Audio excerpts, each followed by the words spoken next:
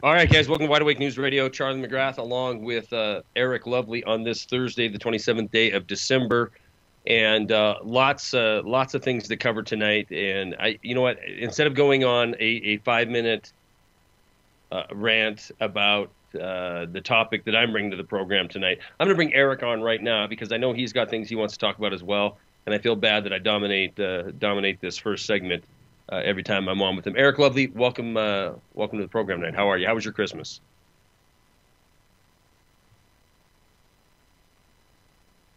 Eric Lovely, are you with me? No, he is not. Yeah, All right. So, yeah. Well, okay. I'm here, but I'm having difficulty understanding your audio. I don't know if it's on my end or on your end. All right, I didn't hear anything that you opened with. Okay, well, I really didn't. Let's see. Gary, can you pop on and tell me if you're hearing me all right, or is it we having issues? All right, I'm gonna have to reconnect. I've got good audio from both. I'm gonna take a moment to reconnect real quick. Yeah, I'll go ahead and drop Eric and bring him back in. Charlie, right. I guess it's all yours for right now. All right. If you're listening and not in the chat room, go to wideawakenews.com, click on the Wide Awake Radio button. I'm going to be in that chat room here in just a second. In fact, by the time you hear this, I'll have been in the chat room for about 2 minutes. But what I started out saying was I brought a topic to the program tonight I wanted to speak with Eric about. He knows it has to do with gun control legislation, and he's bringing a topic to the program tonight that has to do with gold. There's something very intriguing that he sent me in a text message today about the price of gold. But I want to start off with, in fact, I'm going to put into the chat room right now the legislation that is coming directly on the heels of the whole Sandy Hook shooting in Connecticut, and the lightning speed at which this legislation is just sitting here ready to go, ready to be voted on and passed on. It's completely obvious to me. Eric, are you with me now? Dang it, I want him to hear this because I really want him to comment on it. It's completely obvious to me that, and I'm sure a lot of you as well, that everything we've seen going on since the Sunday when the president was in front of these people in Connecticut talking about his remorse for or how he felt horrible for these people, and then turned it into a political speech about how he has to act now in order to save the children of the country. They are not holding back. They're not holding back on anything. They are absolutely going for it. I'm going to read a little bit. This is from summary of the 2013 legislation that is being sponsored in the Senate for banning. I'm doing air quotes here. You on Justin TV can see this. Doing this 2013 legislation for banning assault weapons. Ban the sale, transfer, importation, and manufacturing of 120 specifically named firearms. Certain other semi-automatic rifles, handguns, shotguns. These are reasons why you will not be able to. You will no longer be able to purchase these if they fall into these certain specific categories. Certain other semi-automatic rifles, handguns, shotguns that can accept a detachable magazine and have one or more military characteristic, and semi-automatic rifles. Excuse me. What was that? Eric? What was what? Yes, I'm here. How you doing, buddy? I'm not doing too bad. You were crystal clear. I can understand what you're saying.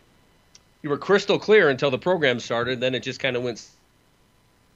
And now I think it's the dual feed on the videos. Gotta love it. I think you're in control, Eric. I'm in control. Did Charlie disappear on me? Yeah, Charlie disappeared on you. Alrighty. Well, I have no idea what was going on or what was said. Well, he was starting to talk about gun control, and if if Charlie's gonna be like that, I think this is now the Eric Lovely show. What do you think? Nah, the boss man will be back. But yeah, I know that he's intently looking at some of the gun control that is actually in Congress right now. There are also some other bills that have been generated to, hear the president's plea for legislation now. So, I'm not real sure what angle he's coming at it from, but there are several gun control issues, as well as a petition that has been started by the public to create a new gun-free zone. And Absolutely. the new gun-free zone that they're looking to create, you can actually find the petition, is to disarm and remove all of the security for all congressmen, for the president, and all staff of the White House, and issue a gun-free zone around their offices and tell them that will protect them. And Eric, first of all, tell me if you can hear me. All right, I'm on a different computer. The other one just absolutely crashed on me. Oh yeah, I can hear you. All right. Continue on for a second. I didn't hear the first part of what you said when you were calling back in, talking about this legislation. Wouldn't you know it, Charlie? I'm sorry, but your audio's just gone to hell on us. Well, it's horrible too, because today there are two main things that we wanted to talk about. One was Charlie's gun legislation that's going on in Congress, as well as another piece that has just now come from California that is up to be sponsored, as well as two more bills, one coming out of the city of New York and one coming out of the city of Chicago, for more strenuous gun bans and so on and so forth. So you not only, and all of those three other bills are seeking endorsement at the moment. In other words, they have to have so many congressional signatures and so forth to make it to committee, to make it onto the floor, and so on and so forth. So even though that we may end up dealing with the one that Charlie is hopefully going to come back and talk about, you have three more, okay, just sitting there waiting for this one to fail. Okay, so when the public thinks about this whole gun ban idea, I mean, we've really come to a point of extremes. Okay, there is no permission. I think that there are so many people within the movement. There are so many people around us. There are so many people, like the what do you call it? The whiny guy from before. Who I've heard him say, well, it's a bill now and it's the law of the land. No, anything in contradiction to the Constitution is an act of treason. It is not law of the land. I don't care how many idiots vote for it. I don't care how many signatures you put on the bottom of it. Okay? This all really boils down to the ideas, the ideology, and the reason why these things are successful is based on the ideology that people follow. Okay? Well, now there is a counter-argument to that, Eric. There is the argument that we are a conquered nation, that the constitutional United States of America ceased to exist after the Civil War, and we are still living under the state of emergency that was declared during that conflict. But see, nobody understands our forefathers, the basic idea and the things that our forefathers gave, and this is the reason why I approach this conversation all the time from this angle. America is not a place. America is a way of thinking. It is an ideology, okay, based in independent personal liberty, the freedom and the sovereignty of yourself over your own life and actions. So you can't conquer that. The only way to conquer that is to kill the person who believes it. And as long as the idea still lives, see, that's the whole idea. That's the whole thing that people do not understand, or they do not tend to grasp. Just because right now there is some other flag with a round circle and, Obama Knights are worshiping it, and it happens to fly over the White House, okay? Liberty is merely an occupied nation, okay? That's all it is. The nation of liberty. People who belong to a mindset, an ideology, a pattern, a lifestyle that revolves around independent thinking, critical thinking, problem solving, doing for yourself, personal responsibility. You all belong to the nation of liberty, okay? And right now, liberty birthed itself. It had a small but brilliant flame for about 75 years. And then, yes, as people say, the continent of America was conquested. And that happened in the 1800s. So it was a very long time ago. So the first continent that liberty carved out in the world, yes, it was conquered. However, the idea of liberty still exists, and you cannot conquer that. You can't kill an idea. I mean, people look at that statement, and you hear Ron Paul say it. You hear Thomas Jefferson say it. And we'll be right back after these messages. Back to the air. Back to the air. Welcome back to Wide Awake News Radio. Charlie McGrath, Eric Lovely, Gary Hendershot.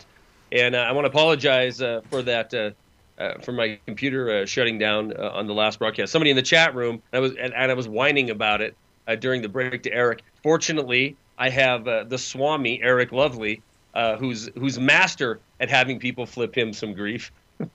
So he talked me off the ledge, and Gary just said, "Don't worry about it."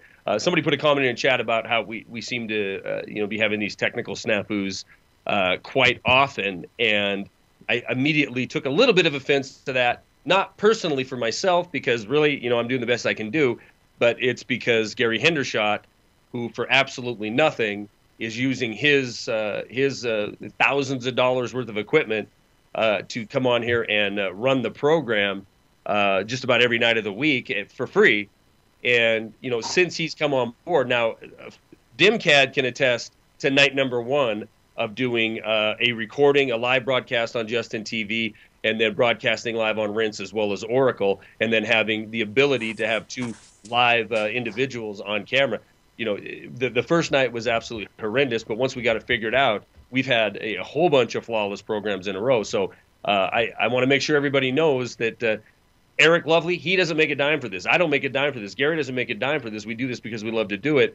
And you know what? Gary's been doing an absolutely fabulous job of getting us not only on Rinse and Oracle on Justin TV, but uploading. He's up 2 hours after this program is over.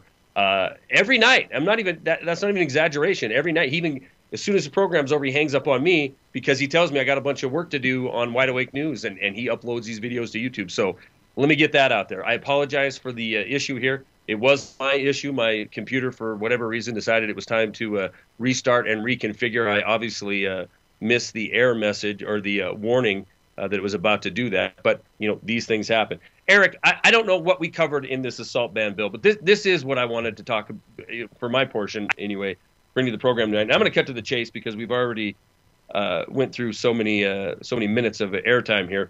The crux of it is we're going back to the Brady bill, but we're going to make it a whole bunch more onerous than the Brady bill was. Because, if we all remember back to that point in time, it was assault weapons, 10-round magazines, two identifiers that made it like a military-type weapon. One of them was a lug. Could have been a lug for a bayonet. The other one may be the way it feeds or the action of it made it a military-type weapon.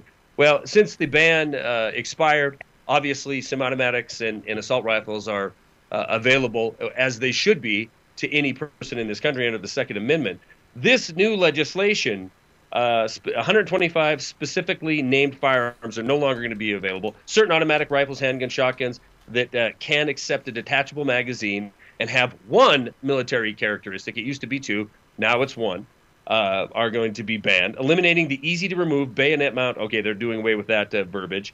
Banning firearms with thumbhole stocks, right? So if you're living here in Montana and you're going to the Montana State University and you're on the shooting team, or you want to be on the shooting team, maybe get to the level of Olympics, you can't have that .22 single-action rifle anymore because it's got a thumbhole in the stock.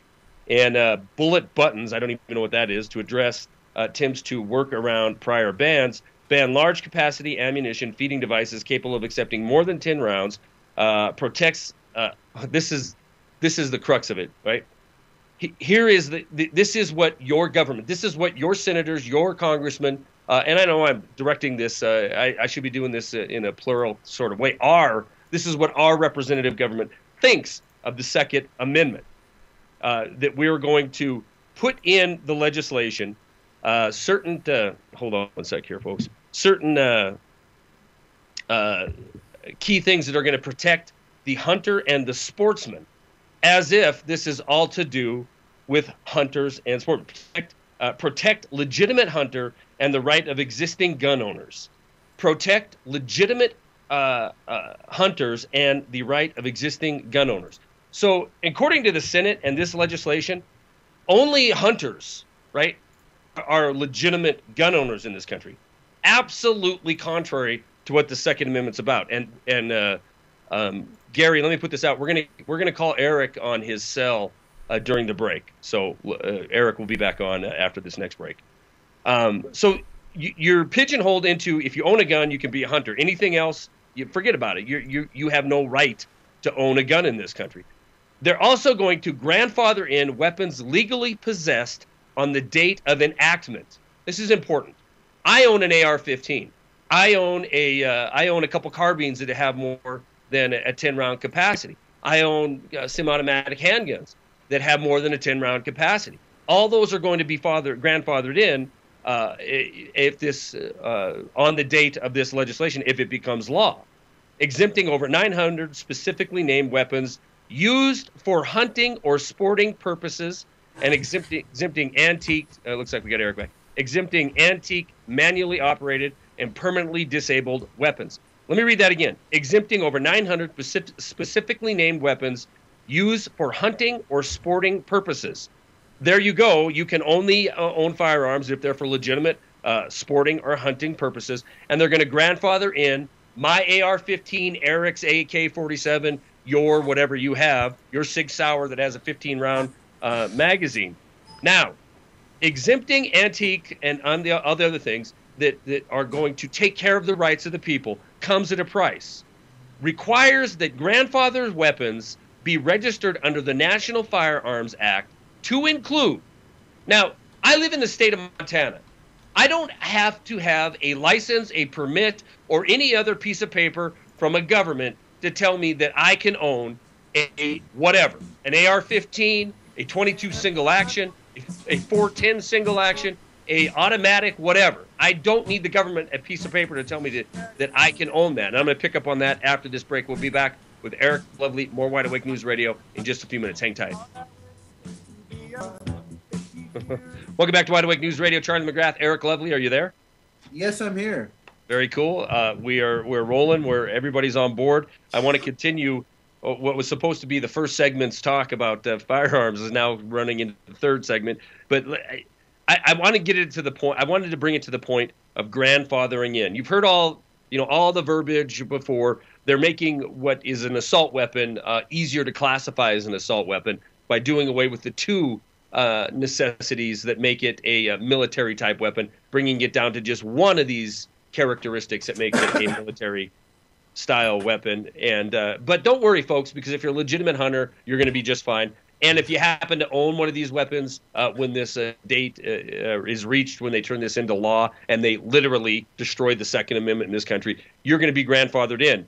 If grandfathering in requires weapons be registered under National Firearm Act to include background checks of owner and any transferee. So if I sold a gun to Eric, I'm going to have to provide who I sold it to. I'm going to have to snitch on, whoever, and go ahead and let somebody show up at their house so they can conduct a background check on that individual.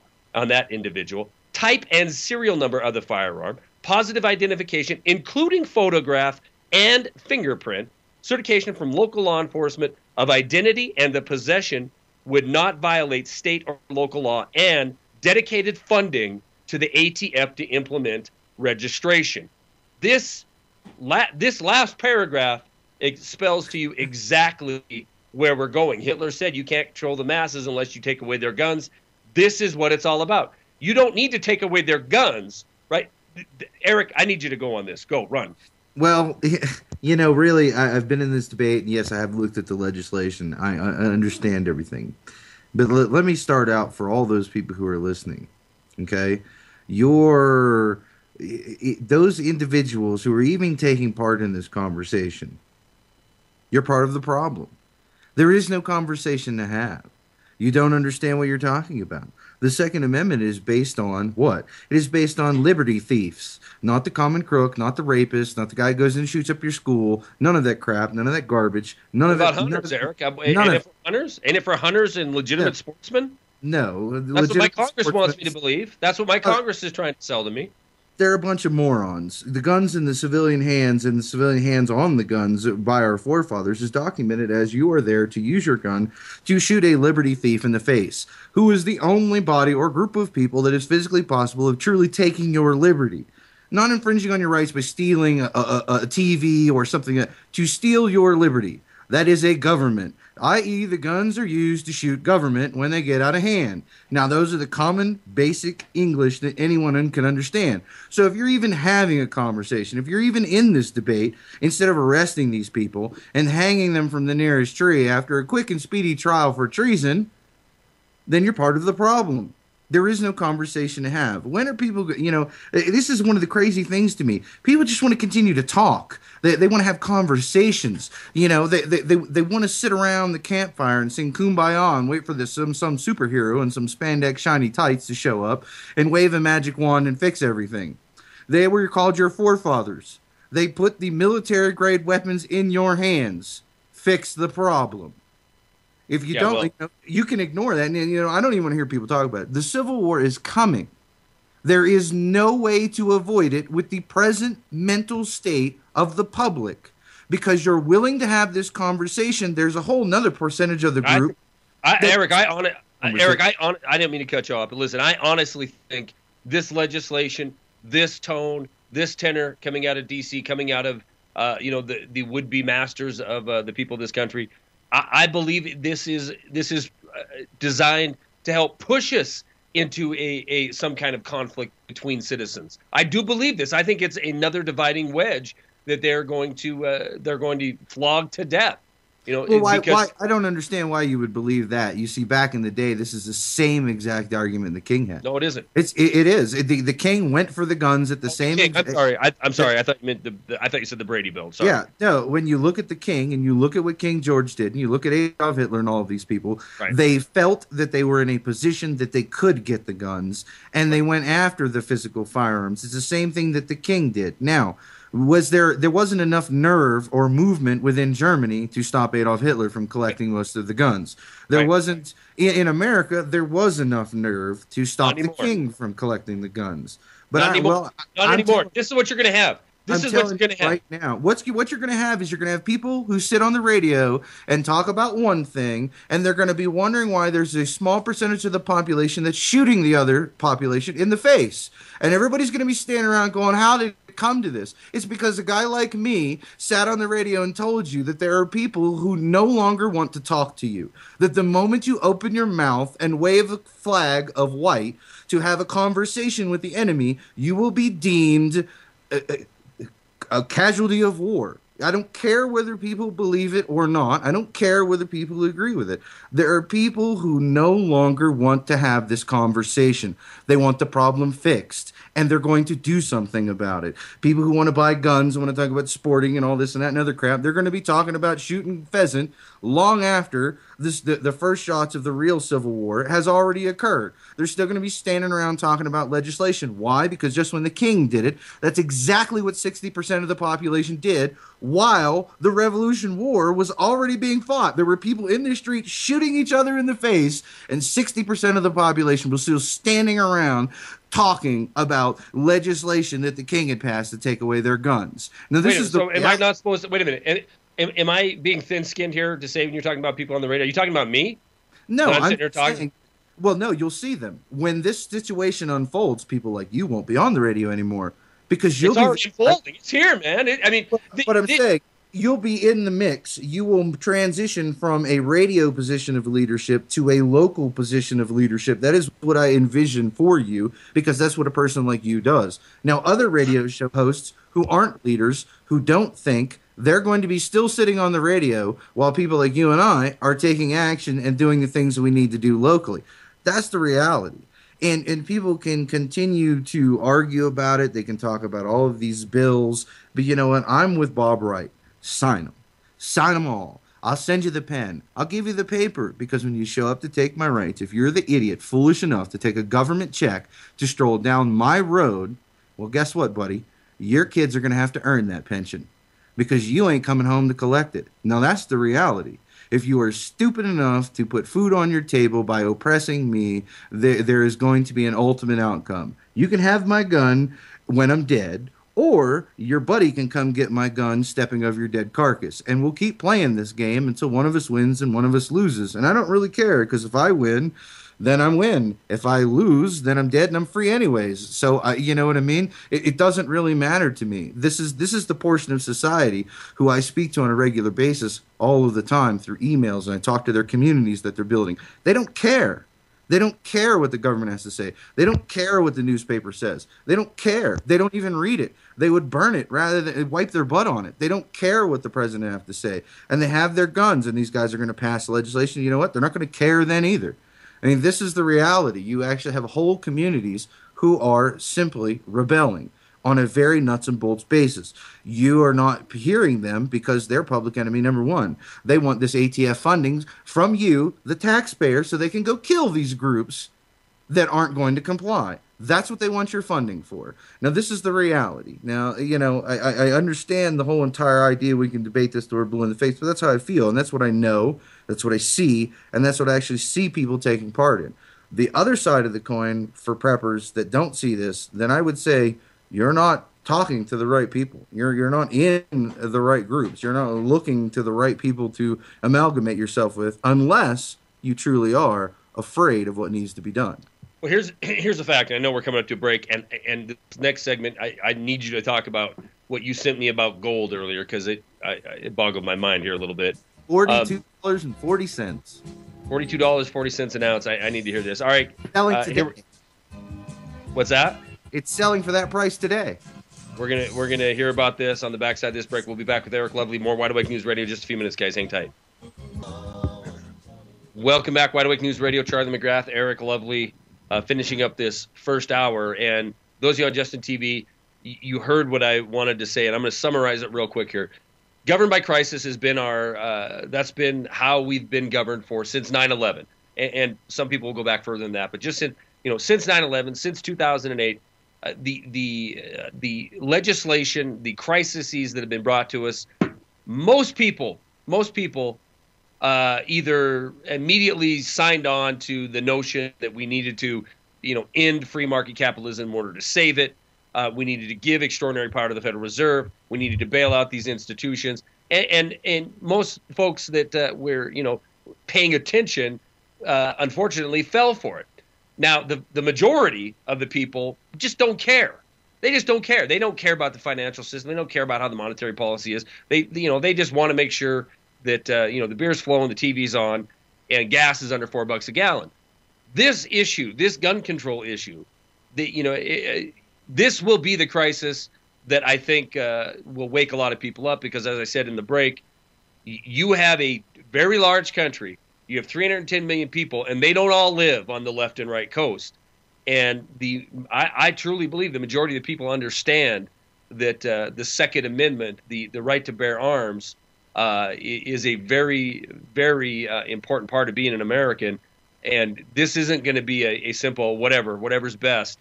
Whatever's best, whatever the guy on the television tells me I'm going to do. I think pushing this issue will force a lot of people to wake up. That's all I wanted to say on that, Eric. If you wanted to continue on, go ahead. But I want to hear about $40 gold. Well, before we slide over into gold, I think the realization is the reason where these things are timed and why they're happening now, as you see a collision course, because Adolf Hitler did the same exact thing. And it basically, you see Adolf Hitler's plan coming into formation. The only reason why is they had the inflation and the monetary policy problems as Hitler was moving in.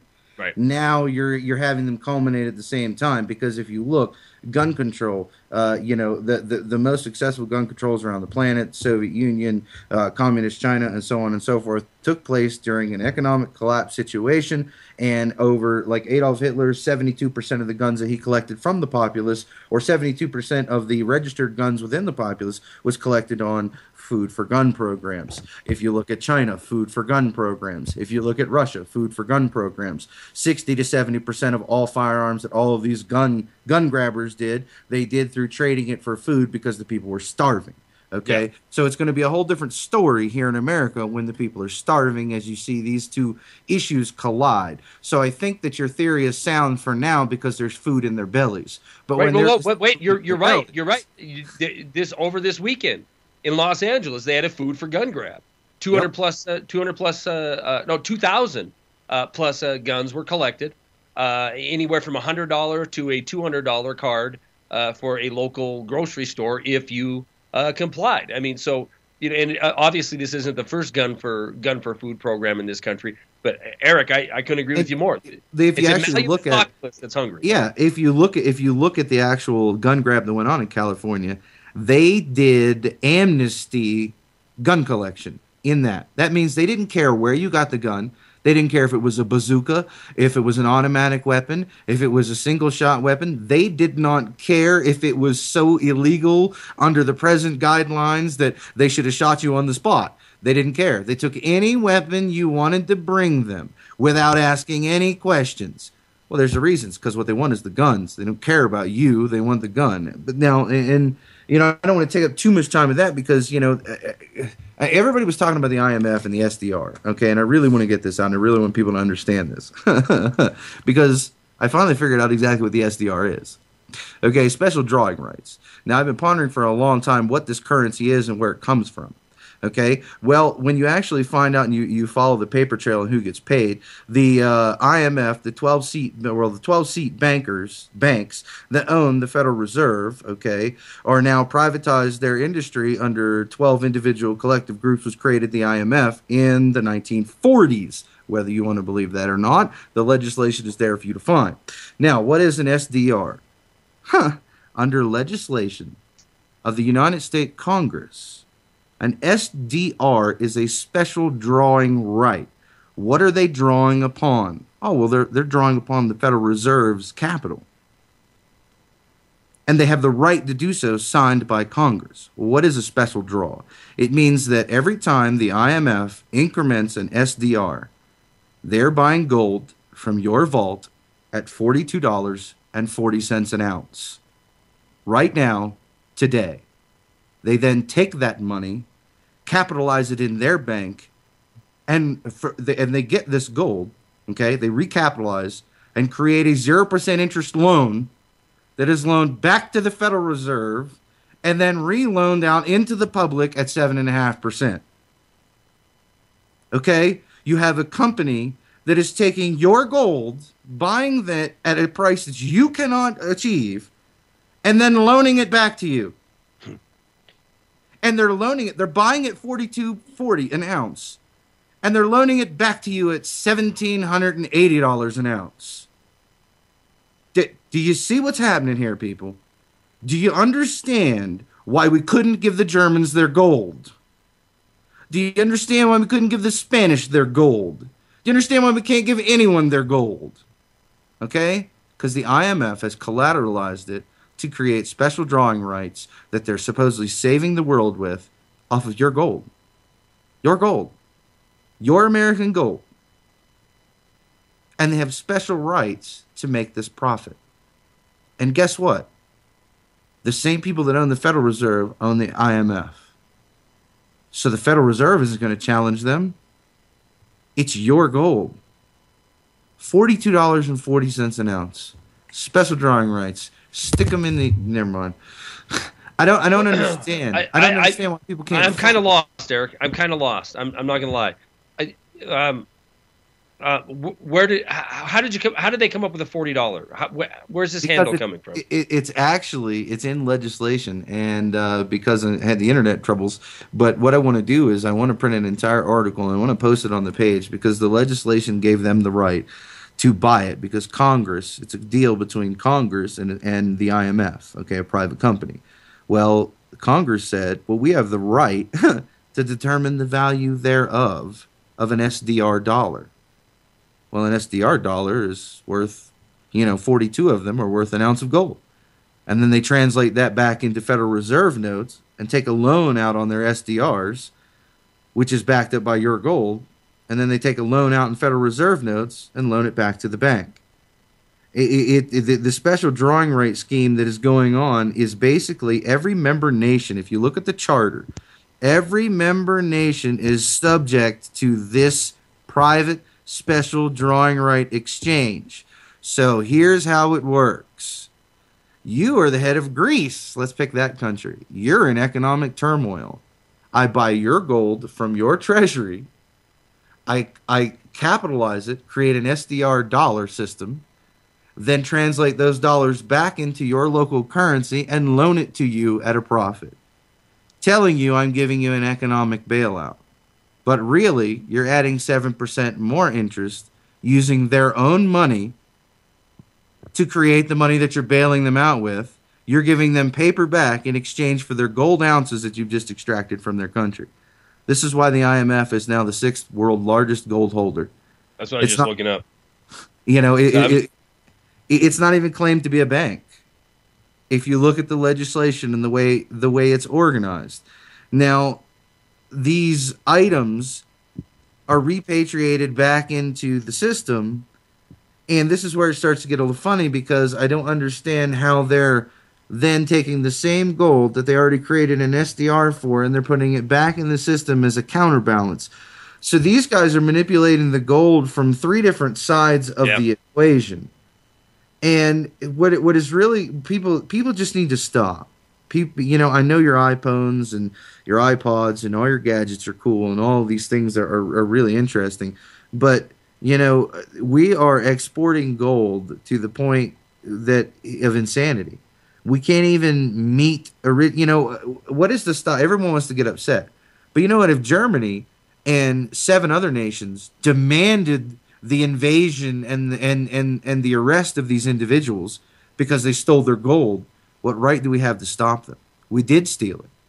You know, everybody's all up in arms about all this crap, but look, these people stole their gold and put our name on it. They signed your name to the bottom of the line, to the bottom of the fraudulent contract, and you're left holding the bag. You know, that's why the currency wars end up in hot wars. Okay, and who pays the price? I mean, this is why I say where I'm going. When you look at the structure of the SDR, and I hope people really dig into it and start doing videos on it, because you know I need to do the same thing. I really need to do a video. You do. You need to do. Eric, that would be a perfect video for a 10 to 15 minute video explaining that. I'm at the IMF's own website right now, and I'm reading on the topic of gold in the IMF. I mean, this is IMF.org, and the first paragraph, the IMF held 90.5 million ounces, or 2,814.1 metric tons, good grief, of gold at designated depositories at mid-August of 2012. The IMF's total gold holding are valued on its balance sheets as SDR 3.2 billion. Now, in parentheses, it says at about $4.8 billion on the basis of historical cost. As of August 17, 2012, the IMF's holding amounted to $146.1 billion at current market prices. So even that one statement saying that, you know, it's 3.2 billion SDRs, which is tantamount to, they're saying $4.8 billion based on historical cost. So does this indicate that they bought this all, as you said, at $40 an ounce? And now, well, yeah, I mean that's the historical cost. I mean that's what historical cost means. If you look at the historical cost of your company, you look at how much you've been paying for steel, okay, for the last 50 years. Okay, and then you mark your comparable cost now to your historical cost, and the show's over. Damn it. Eric, interesting. We needed to have more time to talk about it, but either bring it back next Tuesday. Wait a minute, we won't be on Tuesday. Next Thursday, or get a video out on that, and or write an article on it. But I want to learn more about what you're talking about. All right, guys, hang tight. We're going to be back here in just a few minutes with Ellen Brown and more Wide Awake News Radio. We'll be right back.